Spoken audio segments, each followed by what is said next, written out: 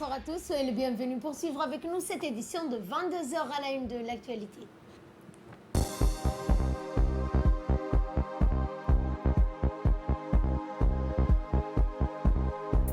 Le président de la région du Puntland s'est rendu aujourd'hui au port de Tadjoura, au nord du pays. En sport, le PSG s'est imposé hier face à l'Atalanta qui se qualifie pour les demi-finales. Bonsoir à tous. Le président de la région somalienne du Puntland, à la tête d'une forte délégation, ont visité aujourd'hui les différentes structures et installations du port de Tadjoura. Reçus successivement hier par le président de la République Ismaël Omar Guelleh et par le premier ministre Abdelkader Kamel Mohamed, le président de la région du Puntland, Saïd Abdullahi, s'est rendu aujourd'hui au port de Tadjoura, situé au nord du pays. À sa descente d'avion, le président Denis, accompagné du président de l'autorité des ports et des zones franches, Aboubakar Omar Hadi, a été accueilli par le directeur général du port de Tadjoura, Mohamed Aboubakar Hamed, et ses proches collaborateurs. Le président du conseil régional de Tadjoura ainsi que l'adjoint du préfet de la région. Les deux parties ont ensuite eu des discussions fructueuses sur des sujets d'intérêt commun. Cette visite de 48 heures que le président de la région somalienne du Puntland, Saïd Abdullahi, qui effectue cette visite ayant donc pour principal objectif de s'enquérir de l'expertise du transfert de compétences que notre pays peut partager avec le Puntland dans sa quête légitime de cette région de se doter d'infrastructures portières modernes ont constitué un autre volet des discussions. Rappelons que le port de Tadjoura a été inauguré le 17 juin 2017 par le chef de l'État Ismaël Omar Guelleh.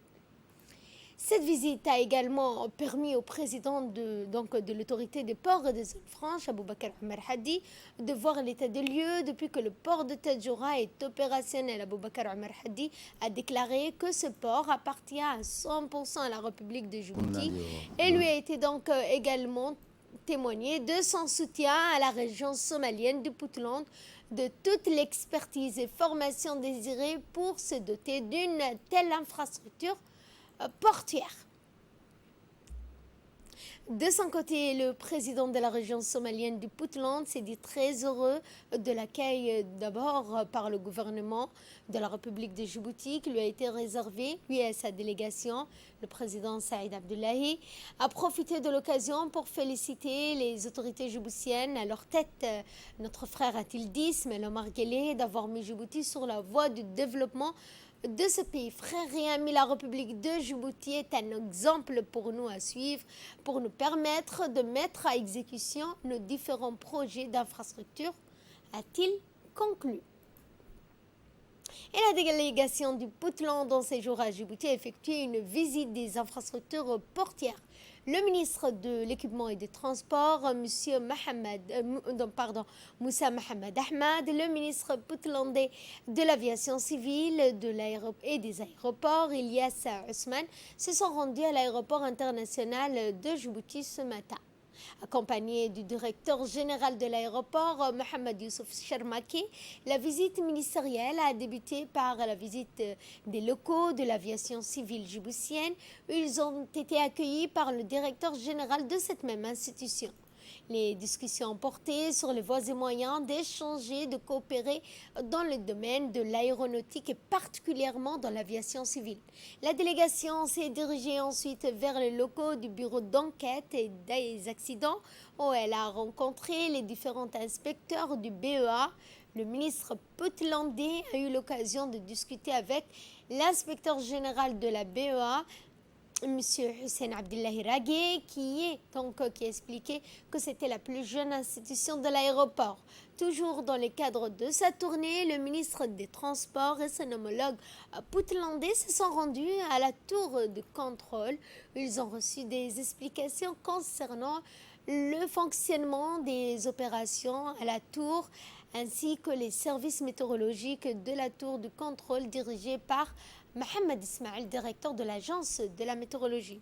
Par la suite, la délégation s'est tournée vers les locaux de la GTA, la gendarmerie des transports aériens, accompagnée du commandant Hared. La délégation a pu donc voir de visu les caméras de surveillance et les équipements qui assure la sûreté et la sécurité de l'aéroport. Enfin, la visite s'est clôturée par un crochet au département fret de la compagnie Air Djibouti.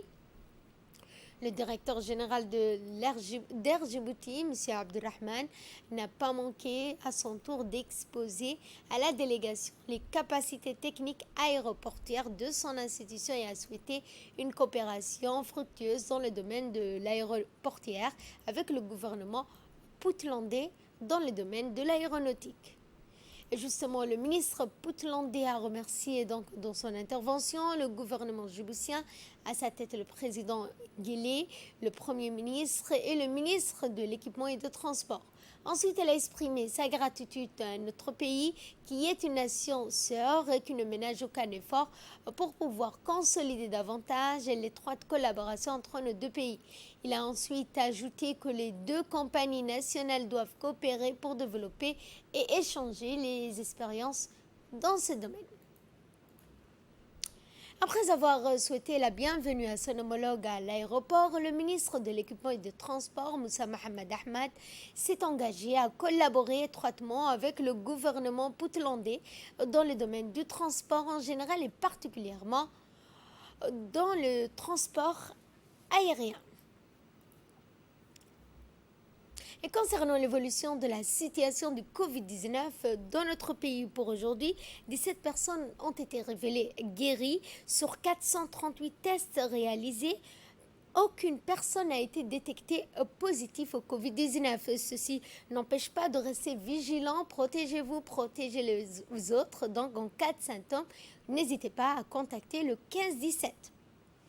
Autre actualité de ce 22h, le village du Deuil se prépare hier soir à accueillir une centaine de personnes qui seront logées et nourries pendant toute la durée de leur séjour dans ce village. Objectif étant d'offrir une expérience de qualité à ces jeunes qui ont vécu une année particulière en raison de la pandémie du Covid-19, un désir partagé par les guides qui représentent un point important dans cette localité.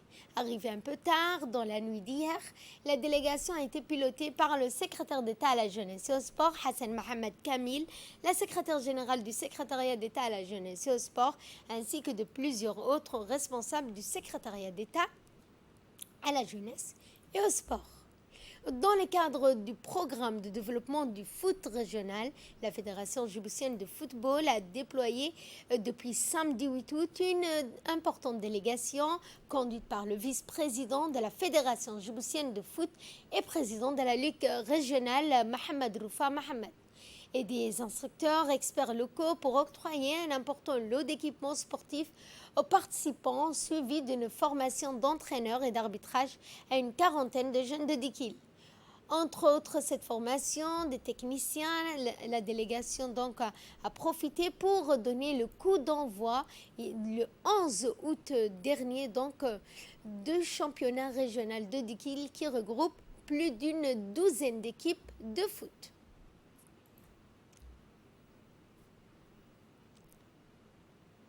Sont pleins. Après le confinement, après une période où les jeunes n'ont pas eu ni le temps ni l'opportunité de se réunir, de jouer ensemble. C'est un tournoi qui tombe à pic et qui permettra à l'épanouissement de la jeunesse dikiloise. Nous pensons également que ce tournoi donnera naissance à une équipe, comme nous le souhaitons depuis un certain temps, à une équipe qui pourra représenter la région de Dikil en troisième division. Donc il y a déjà une équipe en première division. Donc nous pensons également initier une équipe qui prochainement pourra représenter au championnat national de la troisième division. Et je pense que le tournoi, comme nous le souhaitons, fera naître cette équipe-là. Nous disons à toute la jeunesse dikiloise et aux amoureux du ballon rond que le tournoi est là et qu'ils pourront s'épanouir à loisir, à regarder ou à jouer, et à s'affronter les équipes de la ville de Dikil. Donc je pense et j'espère que ceci se déroulera dans les meilleures conditions.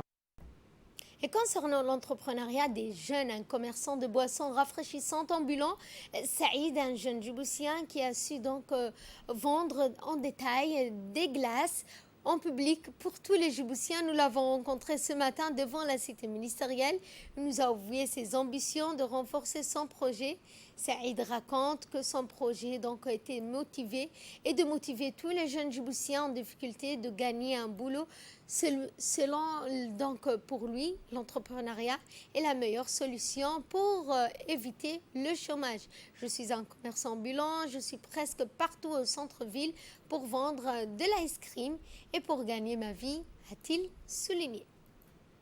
Nécrologie pour clore l'actualité nationale, nous avons appris avec tristesse le décès de feu Mahmoud Farid, survenu hier soir à l'hôpital Cheko de Belbala, né en 1949 à Ali Sabieh. Mahmoud Farid Liban laisse derrière lui une veuve, 10 enfants, 6 petits-enfants. Le défunt était le père de notre collègue du service montage News, Bahdon Mahmoud Farid. En cette circonstance douloureuse, l'ensemble du personnel de la RTD présente leurs condoléances les plus attristées à la famille du défunt. Que le bon Dieu l'accueille dans son paradis éternel. Inna lillahi wa inna ilayhi raji'un. En sport, la Ligue des Champions, cette fois, le PSG s'est imposé hier soir face à l'Atalanta et se qualifie pour les demi-finales.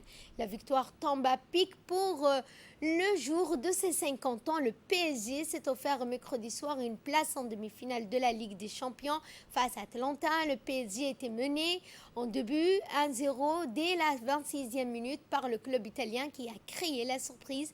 Il faudra attendre la 90e minute avant de prendre l'avantage. Là encore, dans les dernières minutes du temps additionnel, avec le but de Choupo-Moting, les deux joueurs inscrivent ainsi chacun leur premier but dans la compétition. En s'imposant 2-1, le PSG offre sa première demi-finale en Ligue des Champions depuis 25 ans. Fin de ce journal. Merci à vous de nous avoir suivis. Excellent week-end à toutes et à tous.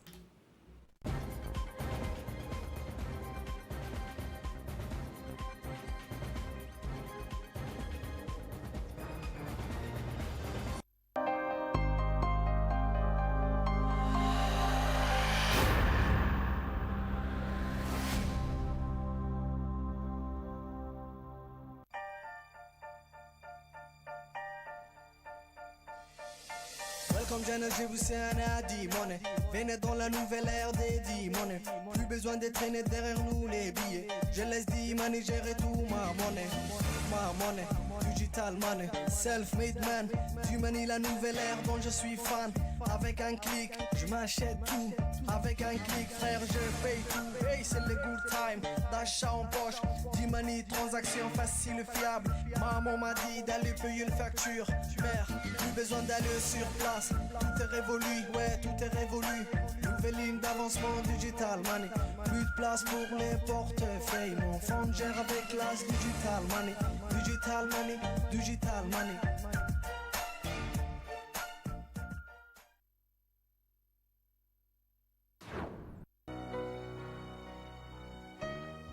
En période de Khamsin, la moindre imprudence peut se transformer en catastrophe. Prière de redoubler de vigilance et d'observer les consignes suivantes. Ne laissez pas le feu sans surveillance.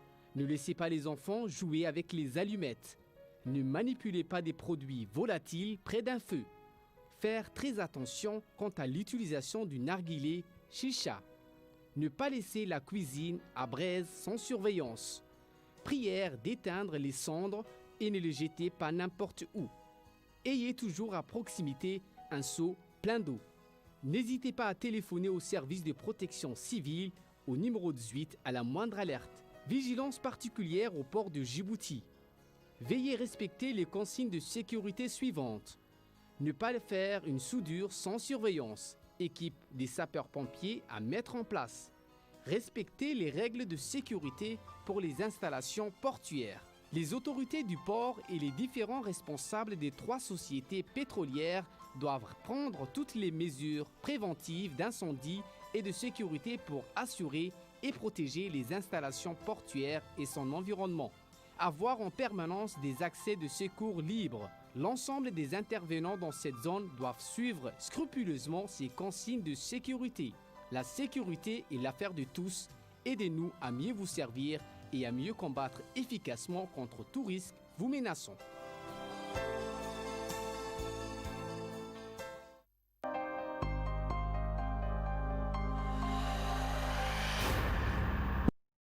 les cas suivants, bien sûr, énumérés par l'article 2220-2 du Code du commerce. Premièrement, le transport des marchandises dangereuses, c'est-à-dire les marchandises qui présentent certains dangers pour les personnes ou même les voitures ou les matériels. Ensuite, il y a le transport funéraire, c'est-à-dire le transport de corps humains décédés, d'une personne décédée. Il y a également le transport de déménagement, c'est-à-dire les matériels d'habitation qu'on déménage d'un lieu d'habitation à un autre. Et enfin, le transport effectué en vertu des conventions postales internationales. Donc, ces différents cas ne peuvent pas faire l'objet d'un contrat de transport de marchandises. Donc, c'est ce qu'on appelle les cas d'interdiction du contrat de transport de marchandises. Nous allons voir maintenant que le contrat de marchandises est matérialisé par ce qu'on appelle la lettre de voiture. Donc, nous allons découvrir ensemble c'est quoi la lettre de voiture. La lettre de voiture est réglementée par l'article 2221-2 du Code du commerce. Et comme vous voyez, il est écrit que le contrat de transport doit être constaté par écrit sur un document appelé la lettre de voiture. Cette lettre de voiture doit contenir bien sûr certains éléments que vous voyez ici. Parmi ces éléments, on a par exemple le lieu et la date où la lettre a été rédigée, ou encore le nom et l'adresse du transporteur, les informations sur le transporteur.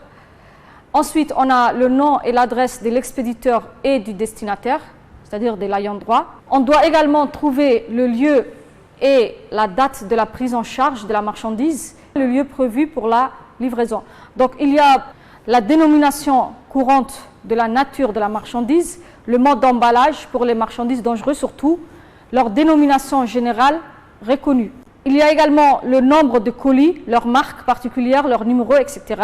Le poids brut ou la quantité autrement exprimée de la marchandise, les instructions requises pour les formalités de douane et autres, et enfin les frais afférents au transport, c'est-à-dire le prix de transport, les frais accessoires, droits de douane et autres frais survenant à partir de la conclusion du contrat de transport jusqu'à la livraison. Toutes ces notions, tous ces éléments qu'on doit retrouver bien sûr dans la lettre de